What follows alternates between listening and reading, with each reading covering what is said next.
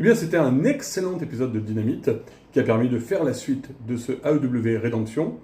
On a eu des belles choses. Un truc intéressant, la victoire trio de The Demand, donc du coup Ricochet qui recommence avec un titre. C'est toujours intéressant de leur en donner de temps en temps, surtout que la conglomération n'avait pas forcément besoin de les avoir. Ils ont eu leur bon moment avec Willow tous les quatre, et c'était ça l'essentiel. Ensuite, eh bien justement, Willow Mercedes Moné, très beau segment sur le ring.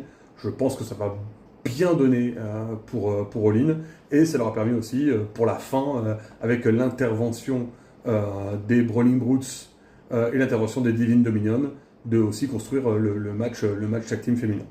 Et puis toute la construction autour d'un côté de Mox, des Death Riders, toujours autour d'Ospreay, toujours autour d'Omega, le retour de Hangman Page, on ne sait pas encore vers où ça va mener, et puis l'excellent segment de main event entre Omega et Ospreay qu'on dit ce qu'ils avaient besoin de se dire, énormément de respect entre les deux, énormément de tension autour de ce championnat.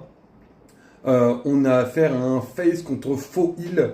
On voit que Omega essaye de faire en sorte que Ospreay soit le plus légitime possible pour Wembley, et ça va bien fonctionner. Donc j'ai hâte d'avoir ce match-là, j'ai hâte de cette carte qui se construit pour All In, qui va vraiment être géniale. Un très bon dynamique après pay-per-view, qui continue de construire les choses pour All In Wembley.